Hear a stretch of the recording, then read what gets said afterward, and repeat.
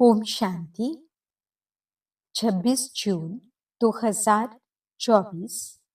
मीठे प्यारे बाबा के आज के मधुर महावाक्य। आज की मुरली के कुछ मुख्य पॉइंट्स। आज बाबा हमें समझाते कि अब हम बच्चों को संगम युग पर डायरेक्ट भगवान से पढ़ाई पढ़कर स्वयं भी ज्ञानवान आस्तिक बनना है और अन्य आत्माओं को भी बनाना है। कभी भी बाप व पढ़ाई में संशय नहीं लाना है। सदा इसी खुशी में रहना है कि स्वयं भगवान हमारा श्रृंगार कर रहे हैं। हमें बाप समान लवली बनना है। कभी भी किसी भी एक्टर से घृणा व नफरत नहीं करनी है, क्योंकि हर एक आत्मा का इस ड्रामा में एक्यूरेट पार्ट है। तो चलिए सुनते हैं आज की बाबा की मीठी प्यारी मुरली। ओम शांति। बाबा कहते, मीठे बच्चे सदा इसी नशे में रहो कि हमारा पद्मा पदम भाग्य है। जो पतित पावन बाप के हम बच्चे बने हैं, उनसे हमें बेहद सुख का वर्षा मिलता है। प्रश्न, तुम बच्चों को किसी भी धर्म से घृणा व नफरत नहीं हो सकती। क्यों? उत्तर, क्योंकि तुम बीज और झाड़ को जानते हो। तुम्हें पता है ये मनुष्य सृष्टि रूपी बेहद का झाड़ है। इसमें हर एक का अपना अपना पार्ट है। नाटक में कभी भी एक्टर्स एक दूसरे से घृणा नहीं करेंगे। तुम जानते हो, हमने इस नाटक में हीरो हीरोइन का पार्ट बजाया। हमने जो सुख देखे वह और कोई देख नहीं सकता। तुम्हें अथाह खुशी है कि सारे विश्व पर राज्य करने वाले हम हैं।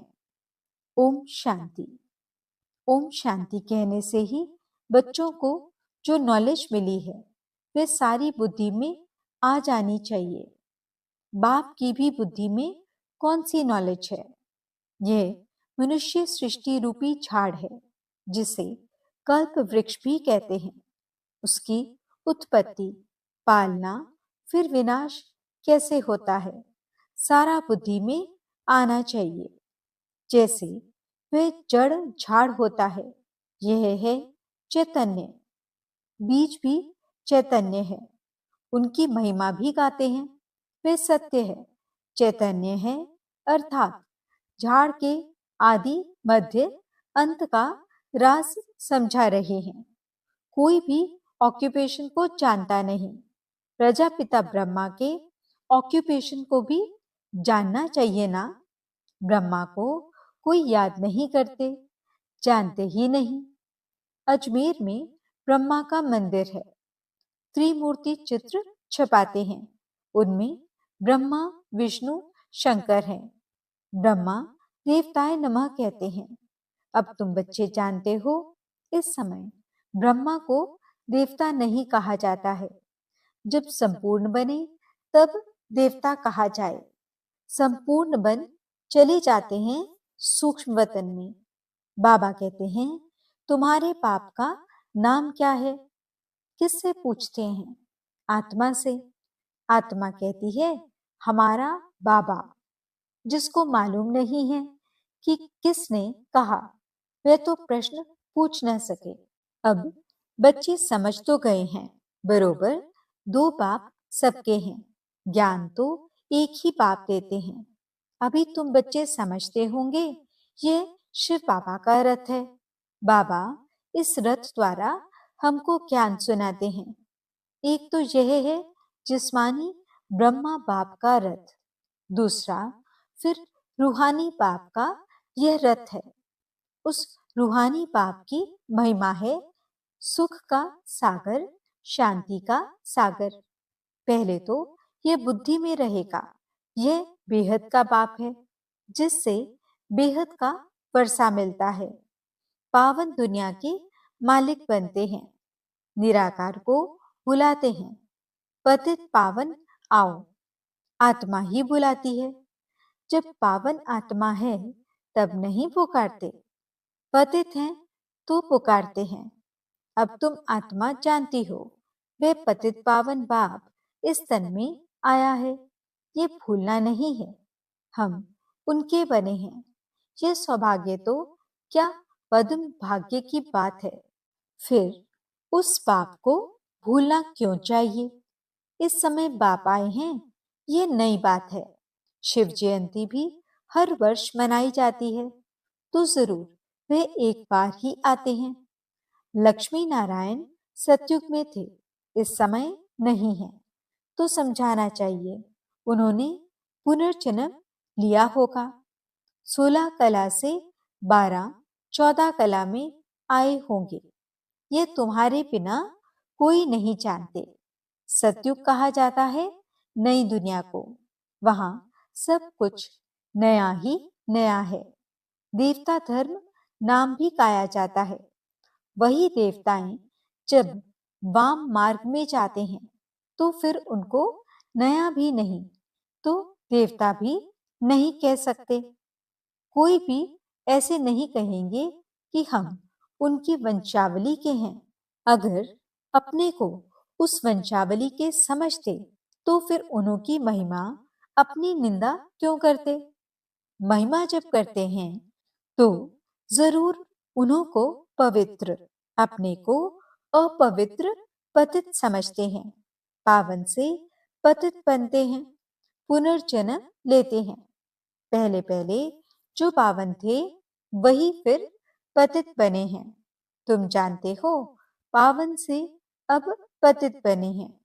तुम स्कूल में पढ़ते हो, उसमें नंबर वार फर्स्ट, सेकंड, थर्ड क्लास तो होते ही हैं।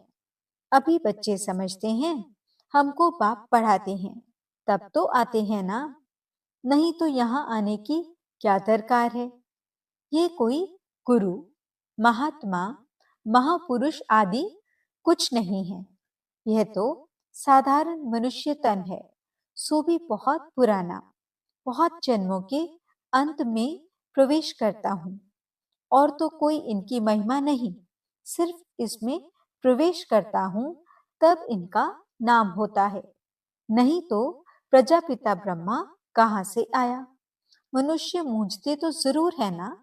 बाप ने तुमको समझाया है, तब तुम औरों को समझाते हो। ब्रह्मा का बाप कौन। ब्रह्मा, विष्णु, शंकर, उन्हों का रचयिता ये शिव बाबा है। बुद्धि ऊपर चली जाती है। परम पिता परमात्मा जो परम धाम में रहते हैं, उनकी ये रचना है। ब्रह्मा, विष्णु, शंकर का ऑक्यूपेशन अलग है। कोई आपस में 3-4 होते हैं, सबका ऑक्यूपेशन अपना अपना होता है। पाठ हर एक का अपना अपना है। इतनी करोड़ों आत्माएं हैं, एक का पाठ न मिले दूसरे से। ये वंडरफुल बातें समझी जाती हैं। कितने ढेर मनुष्य हैं। अभी चक्र पूरा होता है, अंत है ना, सब वापस जाएंगे, फिर से चक्र रिपीट होना है। बाप ये सब बातें भिन्न भिन्न प्रकार से समझाते रहते हैं, नई बात नहीं। कहते हैं कल्प पहले भी समझाया था। बहुत लवली बाप है। ऐसे बाप को तो बहुत प्यार से याद करना चाहिए। तुम भी बाप के लवली बच्चे हो ना, बाप को याद करते आए हो। पहले सब एक की पूजा करते थे, भेदभाव की बात है नहीं। अभी तो कितना भेदभाव है। यह राम के भक्त हैं, यह कृष्ण के भक्त हैं। राम के भक्त धूप जगाते तो कृष्ण का नाक बंद कर देते हैं। ऐसे भी कुछ बातें शास्त्रों में हैं। वह कहे हमारा भगवान बड़ा, वह कहे हमारा बड़ा। दो भगवान समझ लेते हैं तो रॉन्ग होने कारण सब अनराइटियस काम ही करते हैं। बाप समझाते हैं, बच्चे, भक्ति भक्ति है, ज्ञान ज्ञान है, ज्ञान का सागर एक ही बाप है, बाकी वे सब हैं भक्ति के सागर। ज्ञान से सद्गति होती है। अभी तुम बच्चे ज्ञानवान बने हो। बाप ने तुम्हें अपना और सारे चक्र का भी परिचय दिया है, जो और कोई दे न सके। इसलिए बाप कहते हैं, तुम बच्चे हो स्वदर्शन चक्रधारी। परम पिता परमात्मा तो एक ही है, बाकी सब बच्चे ही बच्चे हैं। परम पिता अपने को कोई कह न सके। जो अच्छे समझदार मनुष्य हैं, समझते हैं ये कितना बड़ा ड्रामा है। उनमें सब एक्टर्स अविनाशी पाठ बजाते हैं। वे छोटे नाटक तो विनाशी होते हैं। यह है अनादि अविनाशी, कभी बंद होने वाला नहीं है। इतनी छोटी आत्मा, इतना बड़ा पाठ मिला हुआ है, शरीर लेने और छोड़ने का और पाठ बजाने का। ये बातें कोई शास्त्रों में नहीं है। अगर इसको किसी गुरु ने सुनाया होता तो उनके और भी फॉलोअर्स होते ना। सिर्फ एक फॉलोअर क्या काम का। फॉलोअर तो वह जो पूरा फॉलो करे। इनकी ड्रेस आदि तो वह है नहीं। कौन कहेंगे शिष्य है। यह तो बाप बैठ पढ़ाते हैं। बाप को ही फॉलो करना है। जैसे बारात होती है ना, शिव की भी बारात कहते हैं। बाबा कहते हैं, यह हमारी बारात है। तुम सब भक्तियां हो, मैं हूं भगवान। तुम सब सजनियां हो, बाबा आया है तुमको श्रृंगार कर ले जाने। कितनी खुशी होनी चाहिए। अब तुम सृष्टि के आदि मध्य अंत को जानते हो। तुम बाप को याद करते करते पवित्र बन जाते हो, तो पवित्र राजाई मिलती है। बाप समझाते हैं, मैं आता ही हूँ अंत में। मुझे बुलाते ही है पावन दुनिया की स्थापना और पतित दुनिया का विनाश कराने आओ। इसलिए महाकाल भी कहते हैं। महाकाल का भी मंदिर होता है। काल के मंदिर तो देखते हैं ना। शिव को काल कहेंगे ना। बुलाते हैं कि आकर पावन बनाओ। आत्माओं को ले जाते हैं। बेहद का बाप कितनी ढेर आत्माओं को लेने लिए आए हैं। काल काल महाकाल सब आत्माओं को पवित्र गुल गुल बनाकर ले जाते हैं। गुल गुल बन जाएं तो फिर बाप भी ले चलेंगे गोद में। अगर पवित्र नहीं बनेंगे तो सजाएं खानी पड़ेंगी। फर्क तो रहता है ना। पाप रह जाते हैं तो फिर सजा खानी पड़े। पद भी ऐसा मिलता है। इसलिए बाप समझाते हैं, मीठे बच्चों, बहुत बहुत मीठा बनो। श्री कृष्ण सबको मीठा लगता है ना। कितना प्रेम से श्री कृष्ण को झुलाते हैं। ध्यान में श्री कृष्ण को छोटा देख झट गोद में उठाकर प्यार करते हैं। वैकुंठ में चले जाते हैं। वहां श्री कृष्ण को चैतन्य रूप में देखते हैं। अभी तुम बच्चे जानते हो, सचमुच वैकुंठ आ रहा है। हम भविष्य में ये बनेंगे। श्री कृष्ण पर कलंक लगाते हैं। वे सब रॉन्ग है। तुम बच्चों को पहले नशा चढ़ना चाहिए। शुरू में बहुत साक्षात्कार हुए थे, फिर पिछाड़ी में बहुत होंगे। ज्ञान कितना रमणीक है, कितनी खुशी रहती है। भक्ति में तो कुछ भी खुशी नहीं रहती। भक्ति वालों को ये थोड़े ही मालूम रहता है कि ज्ञान में कितना सुख है। भेंट कर न सकें। तुम बच्चों को पहले ये नशा चढ़ना चाहिए। ये ज्ञान सिवाय बाप के कोई भी ऋषि मुनि आदि दे नहीं सकते।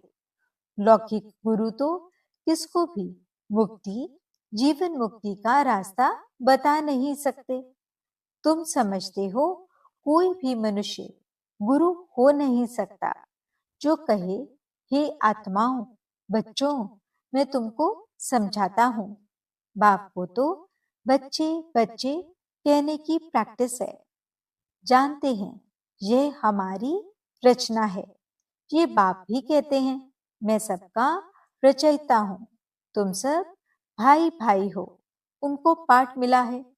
कैसे मिला है वे बैठ समझाते हैं। आत्मा में ही सारा पाठ भरा हुआ है।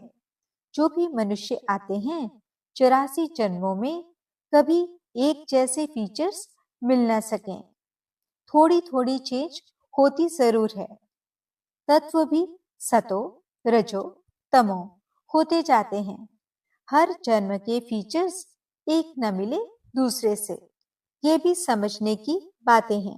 बाप रोज समझाते रहते हैं, मीठे बच्चे, बाप में कभी संशय नहीं लाओ। संशय और निश्चय 2 अक्षर है ना। बाप माना बाप, इसमें संशय तो हो न सके। बच्चा कह न सके कि मैं बाप को याद कर नहीं सकता हूँ। तुम घड़ी घड़ी कहते हो योग नहीं लगता। योग अक्षर ठीक नहीं है। तुम तो राज ऋषि हो। ऋषि अक्षर पवित्रता का है। तुम राज ऋषि हो तो जरूर पवित्र होंगे। थोड़ी बात में फेल होने से फिर राजाई मिल न सके, प्रजा में चले जाते हैं। कितना घाटा पड़ जाता है। नंबर बार पद होते हैं ना, एक का पद न मिले दूसरे से। ये बेहद का बना बनाया ड्रामा है। सिवाय बाप के कोई समझा न सके तो तुम बच्चों को कितनी खुशी होती है। जैसे बाप की बुद्धि में सारा ज्ञान है, वैसे तुम्हारी बुद्धि में भी है। बीज और झाड़ को समझना है। मनुष्य सृष्टि का झाड़ है। इनके साथ बेनियन ट्री का मिसाल बिल्कुल एक्यूरेट है। बुद्धि भी कहती है हमारा आदि सनातन देवी देवता धर्म का जो धुर था वह प्राय लोप हो गया है। बाकी सब धर्मों की टाल टालियां आदि खड़ी हैं। ड्रामा अनुसार ये सब होना ही है। इसमें घृणा नहीं आती।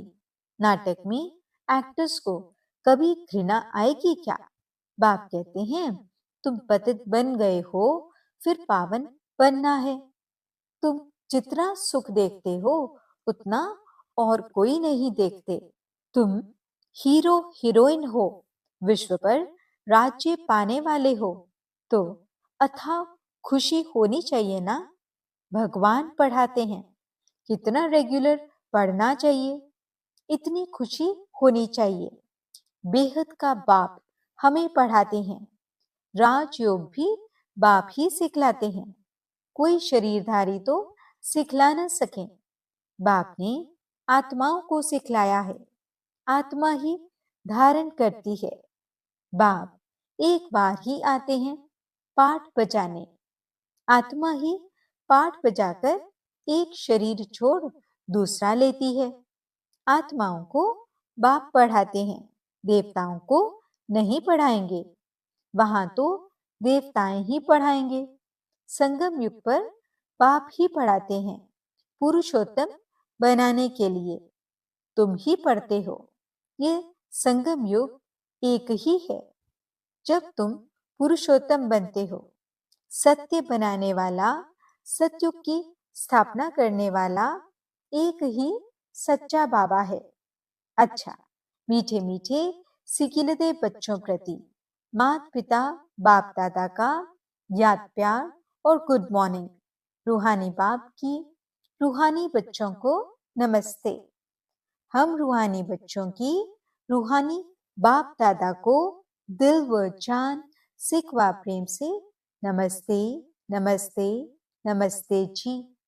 गुड मॉर्निंग बाबा। शुक्रिया बाबा। धारणा के लिए मुख्य सार। पहला पॉइंट, संगम युग पर डायरेक्ट भगवान से पढ़ाई पढ़कर ज्ञानवान आस्तिक बनना और बनाना है। कभी भी बाप व पढ़ाई में संशय नहीं लाना है। दूसरा पॉइंट, बाप समान लवली बनना है।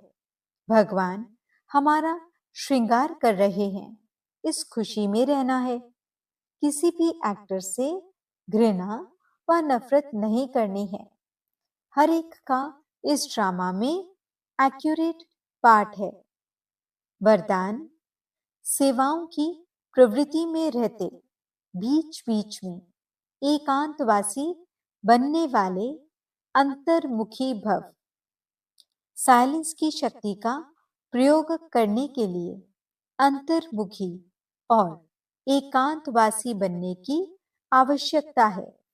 कई बच्चे कहते हैं अंतर्मुखी स्थिति का अनुभव करने व एकांतवासी बनने के लिए समय ही नहीं मिलता, क्योंकि सेवा की प्रवृत्ति, वाणी के शक्ति की प्रवृत्ति बहुत बढ़ गई है।